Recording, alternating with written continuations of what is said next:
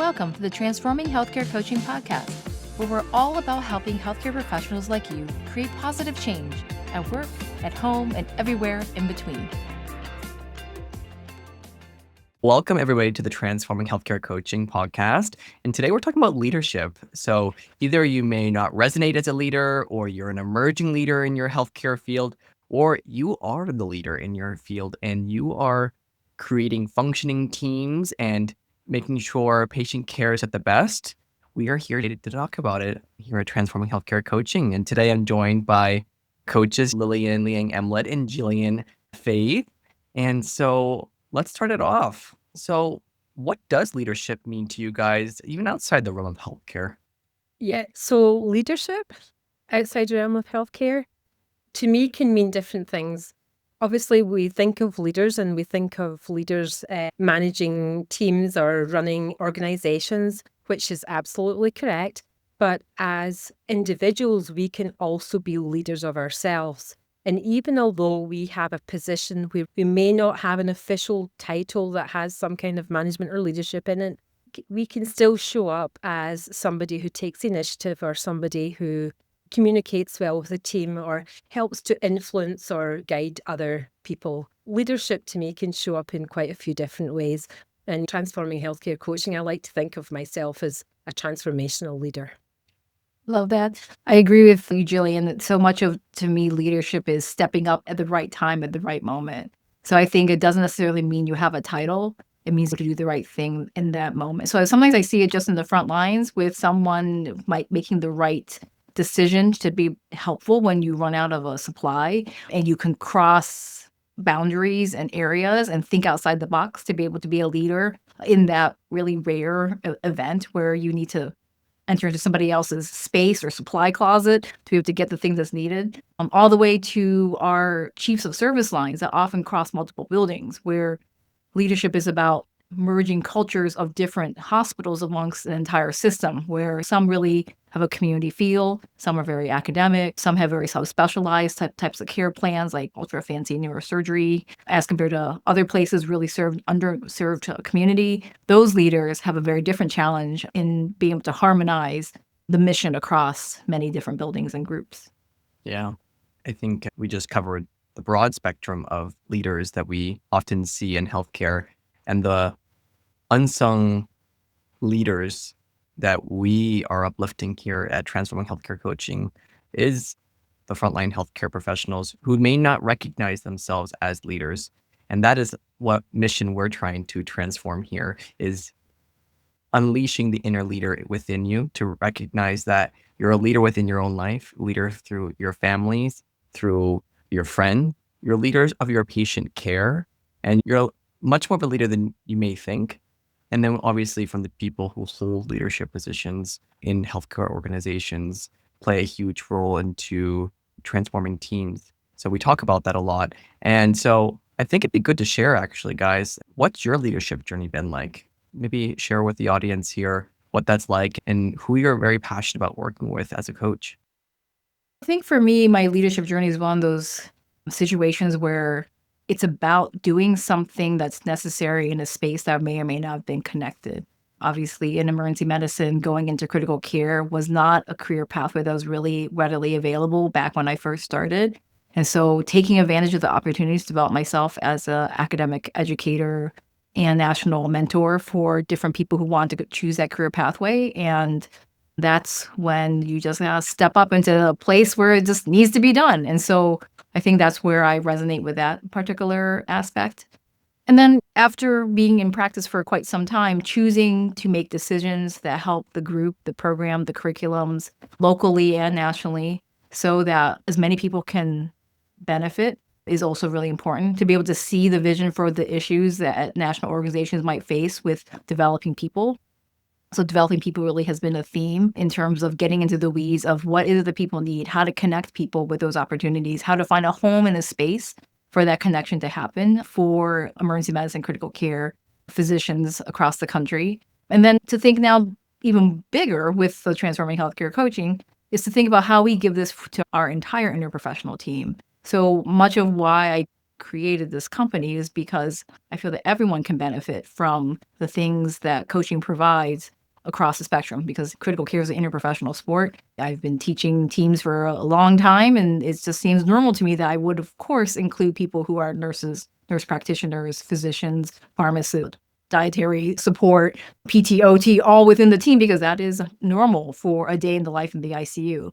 And when I looked out there, I realized there isn't anything that's built for and by healthcare professionals in that degree of interprofessional nature. And that's what transforming healthcare is all about, is trying to find a way that we can democratize the access to coaching, the executive coaching for leadership development for all people in healthcare, no matter what profession, because there are many professions that need that mentorship and leadership and ability to grow. And while some of it is siloed within your own specialty, I also see there's advantages to teamwork, which is why we have such a desire that after we develop the individual leader here, that we move on to teams, because that's where the true power is. When we have a family and a network of teams that are strong, healthy, and looking forward together and can bring people together, that's where the power will be to transform healthcare. And my journey has been quite different. So I started off and I was working for Forth Valley Health Board in Scotland, and I was promoted to a leadership position at an early age. And I know this happens in all other areas of healthcare. So I felt unprepared, I lacked confidence, I stressed about the forthcoming week, but I stuck it out and we made some big developments and we grew the team. What that has left with me is quite a number of lessons in learning from the things that didn't go so well, but also learning from the things that did go well. But it also whet my appetite for management and leadership, and that's what kind of started my journey into the whole human resource world and also executive and leadership coaching. So I love to see the development and the change in people when we create space either for individuals or groups, or now it's going to be team coaching as well. And I love to see the light bulbs go on. I love to hear people reporting back with things that seemed really uncomfortable or difficult. And we helped them through the process in the coaching session. And they delivered with some anxiety or stress, but they made it happen and they've learned from it. So that's what I really love about being in the executive and leadership coaching world. And as Lily said, there's great things ahead with team coaching and actually systemic team coaching, where we can work with teams and the organizations all at the same time, with the end result of better patient care and less turnover and more sustainable and satisfied and highly performing teams. So great to hear. And I think that's what makes this company so diverse and interesting, is that our leadership journeys are similar but different. And in the aspects of, you guys have held or hold those leadership positions that I think most people identify as what a leader means. Whereas my journey might be a little bit different, in the essence of that leadership title did not always resonate with me. It didn't feel like that was something that I owned until I started to do a lot more reflection and a deeper dive into my burnout to realize that I'm much more of a leader than I ever thought of. And that, I think, is what propelled me forward to say, there are so many healthcare professionals, from nurses to physicians to PAs to secretaries to registration to everybody part of the healthcare team, are leaders in different ways, but most importantly, leaders in their own lives, and that you are an agency to be the authority figure in your own life, to make changes for your own life, but for the people around you. You don't need to have a per se leadership title to make positive changes in your workplace culture, in the healthcare system. And I think that's what's powerful.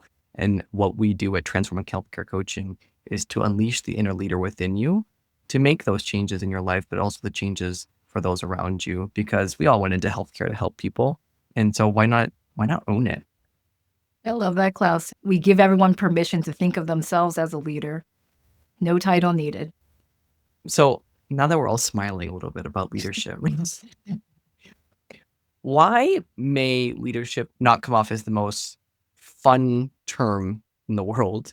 And how can we make leadership more fun? Good question. And I think it may not come off as fun because of the responsibility and the accountability that's attached to it. And not everybody's comfortable with that. And when you were asking that, imposter syndrome was coming up for me, where people are promoted into bigger positions and they have the skills, otherwise they wouldn't have been promoted in the first place, but they either don't recognize it or they don't have confidence. So possibly there's some stress and anxiety around, am I good enough for that position? Honestly, I think the reason why leadership often doesn't feel fun is because of so many burdens that we all face on the day-to-day work life, in terms of either delivering the care and also being able to get through the day. The day is grueling from an emotional perspective, cognitive perspective, physical perspective. There is a lot of wear and tear that does go on to many nursing physically over time. And so I think carrying all of that makes us sometimes feel that we're just trying to survive and get through the day in our positions, even when we are in upper level management positions, because there are so many different factors that need to be taken into play. And so there's a lot more cognitive and emotional regulation that needs to happen on a day-to-day basis because of all the random emergencies that we all face, whether it be administrative emergencies or clinical emergencies. So I think sometimes leadership doesn't feel fun because we're always running around putting out a fire.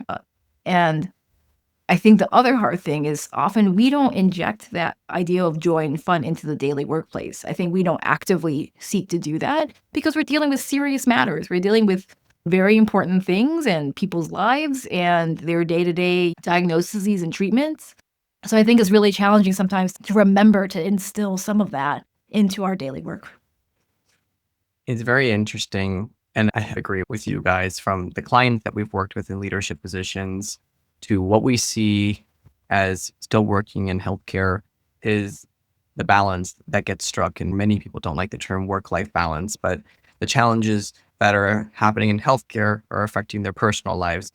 And then their personal lives are suffering, then it comes back to work. And it just feels like an ever-evolving door that keeps being open and closed, where it's not really leading to success or happiness. And so the things that you used to enjoy, you no longer enjoy or not actively participating in because you're carrying work home and vice versa. And then, Lily, you mentioned you're putting out fires, like Gillian mentioned, the anxiety and stress that come about. You start to lose or forget to put your authentic touch into that leadership position that you've created. And I think from the clients that we've worked with is the authenticity of what brought them into that leadership role sometimes dissipates because of so much volume and responsibilities that they have, that they're just having to do what is required of them in that position, that why they got that position and what they want to bring, it just feels like another task that is impossible to achieve. So I think when we talk about how we can make leadership fun is how can we take down those fires both at home and at work, but also leave room for you and why you got into where you're at and make it fun and find joy in it, because life is supposed to be fun. We spend a majority of our life at work. I forgot what the statistic is. That should be something that's enjoyable, and taking one small step each day or each week to make it so that you're living authentically, that leadership position feels like the reason you went into medicine, feels like the reason why you stepped into this role. Yeah, as you were talking, what came up for me was just thinking through, if we asked everyone who's listening, they had to put an adjective before the word leader or before the word leadership, what would come up? What have you seen across the internet, and what have you heard of? So there's sustainable leadership, transformational leadership, innovative, servant.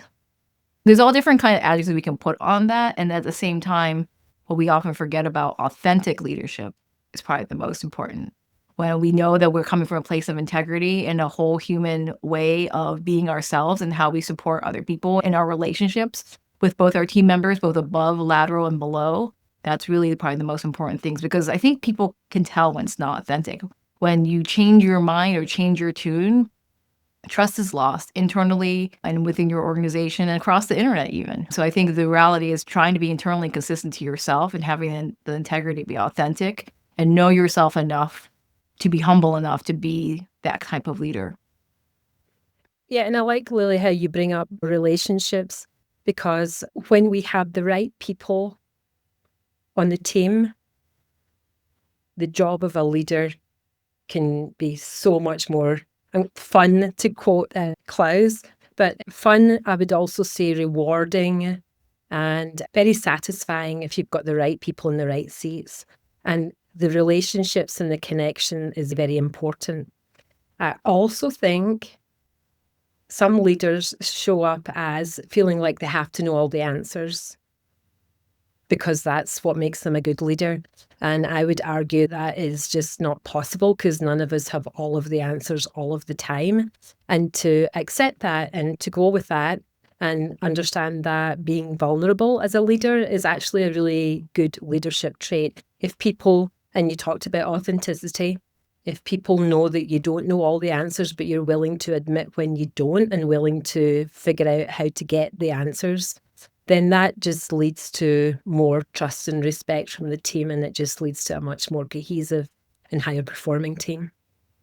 I think it's one of the greatest challenges right now we have in our workplace, that desire for feeling included and belonging and being able to be, it's okay to be authentic, is really lost. A lot of times people really feel that they can only be the curated Instagram or TikTok highlight reel, or they have to be some version of themselves that they can't be. And that includes leaders in position, and then obviously people who are in the front lines who just want to do a good job. They're afraid to step out and to be their authentic self. They often are worried that they're not going to be celebrated, or even, to be frank, some people of certain underrepresented minorities in medicine have had microaggressions occur just because they want to just be able to share something about their culture, a different perspective. And so it's challenging right now in our climate, so that we can try to support everyone as well, as best as we can, and humble with curiosity as we can. And that if we come from a place of curiosity, we hopefully can learn something from each other, even when we're all being authentic in the workplace. And that brings up another thought for me, Lily, when you were talking about feeling included as psychological safety. And one of the biggest factors in retention and, again, high-performing team, I'm using that expression a lot, is psychological safety. And it's a leader's responsibility to create that. And if you can create that for your team, and your team feel comfortable with bringing up things that might be either unpopular or might be sensitive or people would disagree, then again, that leads to a much tighter and cohesive team, which can be much more fun to be part of. What's coming up for me here is another challenge, I think, of leaders is they're struck with trying to balance their authenticity with just the way things are with the healthcare system. And I'm going to blame the healthcare system and say, I can't make the changes that I want because other hospitals, other clinics are doing this. So that just means it has to be done this way. And it's a very big challenge and a barrier to step over to say, how can I start making changes that are different from the norm that I know are maybe not the most beneficial, but it's just the way it is. It's what is expected of me. How can I challenge the system in a way that is beneficial for my organization in a very professional way? It's very tough. And I think as healthcare professionals, we are very stubborn people. We're stubborn to get help when we need help. We wait for burnout to hit until we start maybe looking for therapy or a coach or a friend or a solution. And I think the same thing goes with leaders is you may hold an MBA, you may hold a healthcare administration or some kind of master's degree that's trained you in the ways of leadership in healthcare, but you didn't have the mentoring or the coaching or the support to really guide you to be the authentic leader that you want to be.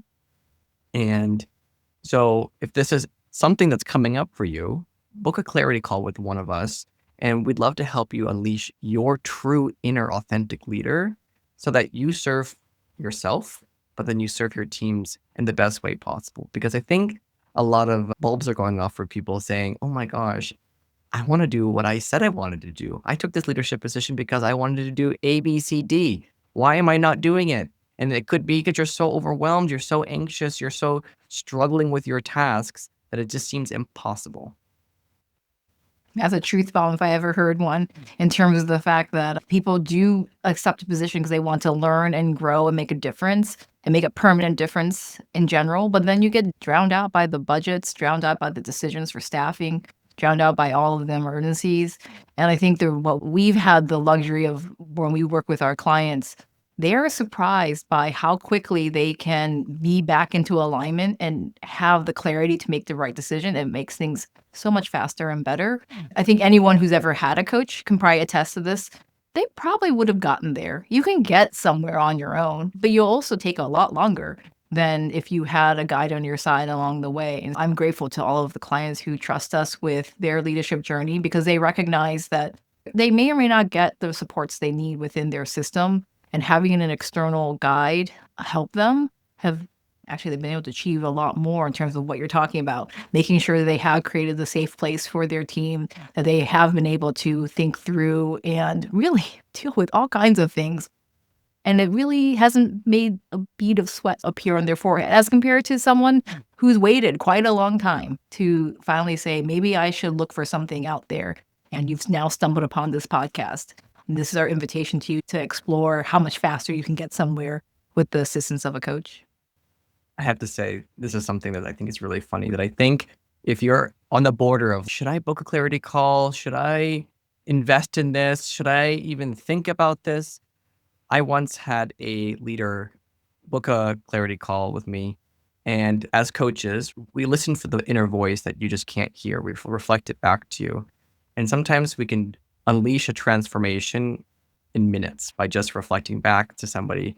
And they got more out of those 15 minutes than they ever thought they could ever get, and got that clarity for whatever that decision was to transform their team. And there's other people that doesn't always happen.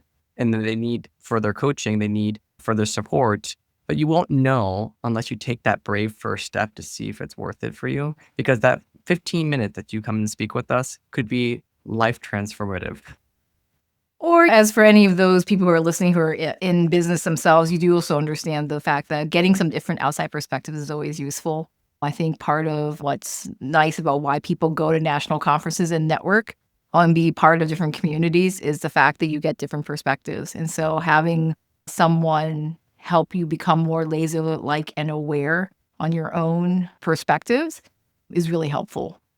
Yeah, now I would also add, if any of these things have resonated with you, if you are experiencing stress, anxiety, if you feel overwhelmed, if your work-life balance or work-life integration is not what you want it to be, stop and think, what is that costing you in waking up in the middle of the night and losing sleep? Are you being grumpy when you get home with the family? Is your mind going round and round in circles because you're trying to figure out how to deal with something? So think about if any of these things resonate with you and what are they costing you, and what might a call to one of us be able to do for you in the action that you take going forward. Yeah, we just truly like to listen to hear what the challenges are out there, because they're unique. Your challenges are completely unique. And what may work for you may not work for anybody else. Coaching may not be the answer, but coaching is the answer for many people. But a relationship to connect with us, we'd love to offer you whatever we can to offer you. No fee attached, no obligation with it at all. So as we come to a close to this episode, we talked a lot about leadership, from those who are on the front line, those who truly hold leadership positions in healthcare. What recommendations or what final insights can you provide our audience today about leadership and how they can feel the inner leader within them? I think the reality is success, they always say that success leaves clues. So I think whenever I do these workshops about leadership, you can honestly use your five senses to think through what that might look like. And if you close your eyes and you imagine when you feel most powerful and embodied and aligned in what you're doing, whether that be with your family or with your team or with your patients, you will be able to feel it. Other ways of the fact that you can think and be most in control. So that's another way that for some people that they really can embody and think about their leadership. And the last would be like thinking through what would be your theme song, and what would be like a picture that if you had to embody it? So I think for a lot of people, when we do a particular workshop with different photos and we think about what feelings the music or the photos create, what would be your anthem? What would be the thing that when you're a star baseball player running onto the field and that's your song when you come out onto the field, what would your team and what would people say about you in your group? I mean, that's with or without any kind of leadership title. Because if I had to name every single person and they just walk through the doorstep, as though it's a wedding or the baseball field, how does that embody for you? So you can think about yourself a little more powerfully, and then think about that's the best version of you. And so how can you bring that a little bit of that back to your day-to-day life? Play it before you go onto your shift. Make a little picture or a screensaver to remind yourself. Some people actually have a little bracelet for what word resonates for them. So whether you're a thinker, embodier, visual, or an auditory, using your 5 senses to think about how do you remind yourself that you are enough and whole and able to meet whatever challenges you face today. And I would add that if you are somebody who speaks up at work, if you're the person who seems to take the initiative more than others, or if you're the person who people come to when they have a question or an issue, or they just need to talk to somebody, if any of those sound like they're you, then perhaps there is a potential leadership path for you where you can move up the ladder and into other positions that would be more challenging and something to think about. Your possibilities are endless in healthcare, and you can hold that leadership position you're seeking. And Lily, when you mentioned Anthem, Roar by Katy Perry came up. In the comments, please share with us your anthem for your leadership journey. We'd love to hear it. And I think what also I'd like to say is, for those who may not resonate with the term leadership, you are a leader, and think about it.